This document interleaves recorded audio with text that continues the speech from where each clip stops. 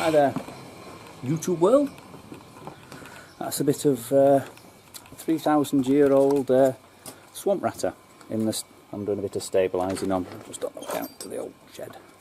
So yeah, no, I don't think the grain is going to be anything absolutely amazing, but I certainly think the fact of how it's quite rare and all that kind of stuff, so it should make something quite special, really. Certainly some rather nice handle scales. Just popping on there. Okay, how am I going to be from there? Oh, well,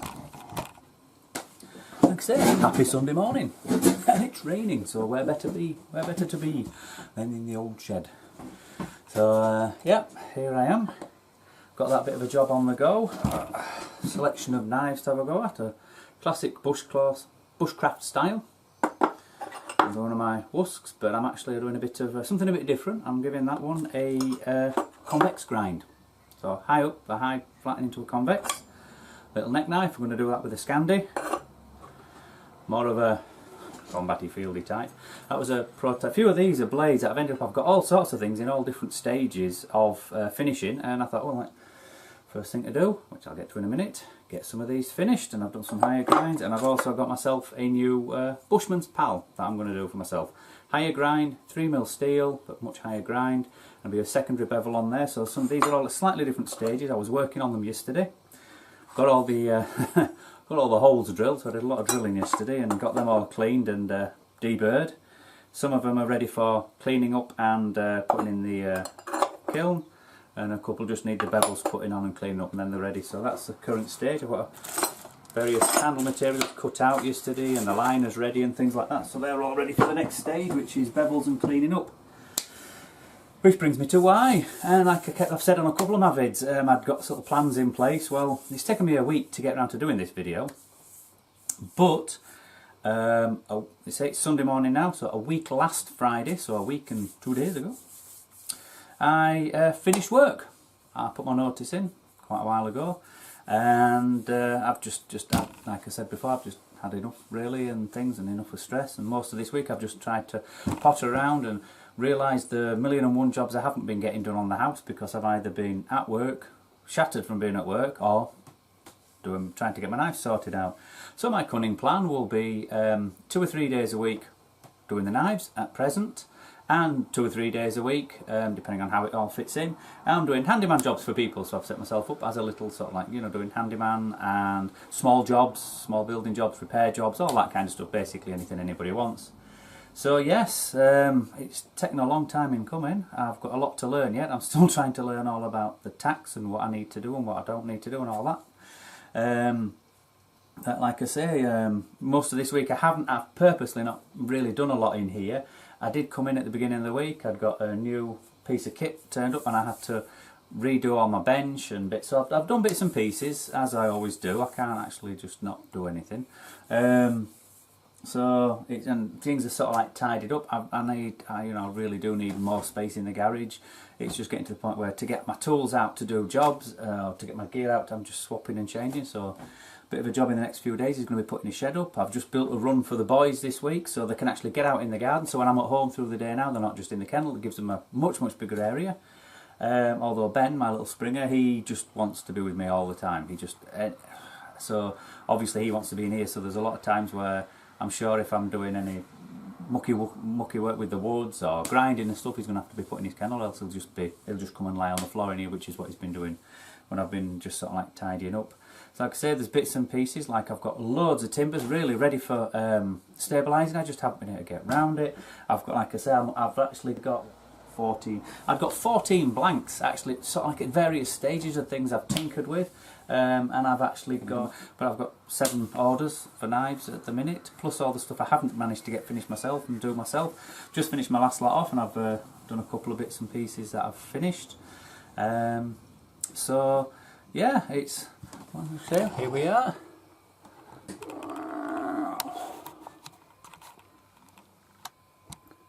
It's now becoming a reality. Oh. Quite exciting, I think. But then again, so's falling off a cliff till you hit the buggy bottom. And so I'm just going to have a quick, I'll just give a quick show of a couple of the bits that I've done. I've just shown you the knives that I'm making. I've finished a couple.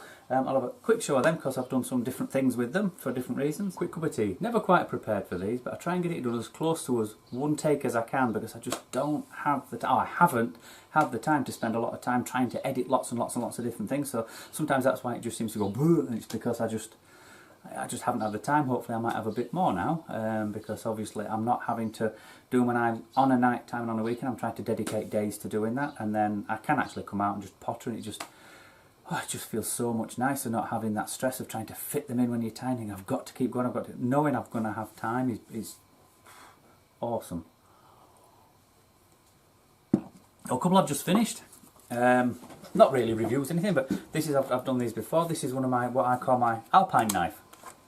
And basically, it's a small hunting, camping type knife. And I don't know if that shows my new logo. Hopefully. And it works. Looks much nicer. But basically, the proviso with this is it is a small hunting knife for weight conscious people, people with bad knees, people that are getting older, or anything like that, or people just don't like carrying lots of weight. That's the whole point. 2.5mm leather sheath. Now I've actually put the little things on the back, little loop hole slots on the back, rather than even a loop. Again, it's just everything I'm trying to think of to reduce weight. So but generally what I find is myself and the people I've hunted with and other guys I've spoken to, these tend to live in the pack or in a bum bag or something like that, not actually hung on the belt. So it's more of a case of, it's just a case to keep the knife in. And like I say, 2mm, 30-degree bevel, more for working on animals and things, and it's just literally a very light knife. You've probably got not much more weight there than a lot of folders, especially liner locks and things like that. Unless you're obviously going to the real high-end, the high-end titaniums and all that lot. But for a few ounces more, you've actually got a fixed blade, so obviously it's a lot cleaner, it's more hygienic. You've got in animals, it's easier to clean and then prep your food with and things like that. That's the idea behind it. But that's for me, that's mine. I've got one at last. And I'm not selling it, it's mine. However, I have made another one. And this one I was asked for, and I've got my new logo for my sheaths on there. And I'm trying more for I'm doing a bit of tiger stripe patterning. I'm not sure if this is showing up, but again, everything's, I'm trying to work on my finishing, my stitching, front and back. And again, the little loops, purely for weight. The chap was quite happy with that. Again, keeps it in his pack, don't go on his belt. It's just a case to keep it in. However, this one, it's the same knife, same 2mm, but this is stabilised cowrie. So, and I've got to say, the grain, I'm not sure about my lighting, but the grain on this has come out really nice. It's really, the stabilising and then polishing it up really it's really bringing out the grain in the cowrie. So it's actually giving a much nicer finish.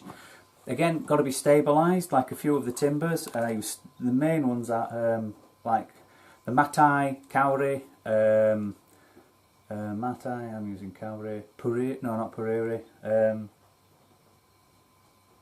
Rimu, and they all give really nice, like almost European type finishes to the wood. Not great burls. I don't seem to get a lot of the burl type things, but they do give a nice wood finish. But they're quite soft, so a lot of the hardwoods are quite soft. It seems to be two ends of the scale. The other end of the scale is Puriri. That hard, I dried it. I've had it in the cupboard cabinet and then in the oven. Everything, dried it out. Put it into the vacuum chamber, left it in there for God knows how long, took it out, marked the line, left it for about a week, and the amount of resin went down by about 1mm. It just didn't soak any resin up at all, and and then when I started working, it was the first time I'd worked it, I realised why. It's a very solid, dense timber, which is great, so it doesn't need stabilising. It's a bloody good solid, same as the Huta Cows and things like that. Very good, solid resin in them, cross grain type of thingy. But this is another one I made, and this is only my second attempt at Kydex. Again, I'm doing this to show. The first one I did was for my son. However, I thought, well, I need to keep practicing. I've learnt some things every time I do it. I learn some things. And the fat of the handle, it doesn't, it makes it more difficult. You don't get quite the same mould onto the knife, but it's worked. It's in. Well, that's it. I'll hold the clip, not the sheath, so I'm not squeezing anything in. No rattle, nothing. And out she comes. Now this is my general purpose. Puriri, white liners, brass hardware, 4.5, 3mm steel, about I think something like a 28-degree bevel, something like that, if I remember rightly. But I've done the same thing again and again. I've just been trying different things with my leather work. Again, put a loop on the back just for something different, just trying to learn how it fits. Not overly keen on the bigger ones, not keen. But this is for me, this is to show, this is so I can show people the different options. But this is basically a very similar knife, but this is 4mm, full tang 4mm. This is designed around a much more of your heavy duty type thing, so a bit more of a slicer, you know, more cutting, more slicing, a bit heavier duty. Whoa, 4mm. Obviously, a lot of difference in the weight. But yeah, that's my 4mm with my old SGW. Like I say, I've only just got going with the things, and then, like I say, the Kydex. And she goes. Quite nice. So again, it's just another option that I can offer. So that's pretty much me. That's the bits I've done. Plenty of work to do. Got to get on with some grinding and cleaning and flattening and all that kind of stuff. I'm also having a little bit of a foray. Potentially, I keep getting people asking me for chef's knives, so I've had a little bit of a look at that, and to be honest, they look very interesting. A bit more to them, a bit more difficult. But yeah, but I need to be looking at getting up to speed with things like tapering the tangs and distal tapers and things like that. In reality, I know there's some guys out there say, oh, you know, why do you use 2mm steel? You should use 3-4mm steel and put a distal taper and a taper. Why? Why do I want to put all that extra work into tapering tangs and putting a distal taper on a knife that actually doesn't need it? The whole point of doing things like that is to give that balance and things, like on chef's knives, on fighting knives and such like. If you put a 2mm tip onto a knife that I'm making, which is for a heavy duty camping type chores, this is for battening through timbers and splitting your kindling. And it's just for somebody who doesn't want to sit and do finer carving like you might with the 3mm. They just want something that will split, they can batten through, whatever. Why the hell do I want to put a distal taper onto something like that out of 2mm? The first thing you can do, as soon as you're gouging the hole, you're gouging the divots out for doing a bow drill or anything like that, you're going to bend the tip and break the tip. So, the thing is, everybody seems to have an opinion, and I'm afraid, I try not to. When people come and ask me for a knife, I've just had a chap ask me to make in a knife, and he was talking about it, and I said, look, I don't care. You tell me what you want. You will pick up the knife that you like the look of, that you like to use, and that's more important if you're paying for that, as long as it works. Let's be honest. The chance of anybody really, really, really getting into that survival situation where you need that bloody Serre 6mm, God knows whatever, survival knife is about knocking on for zip, realistically. Listen to this guy in Survival Russia. Like he says, you want to survive in the bush, do what our forefathers did. Don't lose your bloody kit. It's simple. And like I said, opinions are a bit like arseholes. Everybody's got one and they're all full of shit. So, it's difficult. If you're listening to anybody when they're talking about knives, like I said, the first thing you need to do is think about what do you want the knife for. So get a bit of advice if you don't know. However, if you do know, buy the one you like, because that's the one you'll pick up and that's the one you'll use. And if you pick it up and you use it, you'll get used to it and you'll learn what it can do. Bit of advice. Don't just listen to knife snobs and knife bores like me and other makers who think they know best.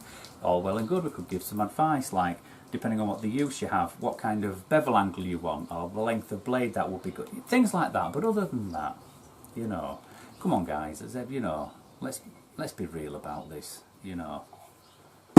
Keep it a bit real. Not full of shit. But anyway, other than that, with that little bit of a ramble, I'm going to finish my tea, get on with some grinding, and get on with my new life, I hope. So thank you for watching, thank you for listening to my ramble. I know it went off key a little bit, but anyway, I tend to do that, but I haven't been on for a while, so, I say thank you for watching, hope you're having a great weekend, and a great week ahead, and catch you on the next one, guys.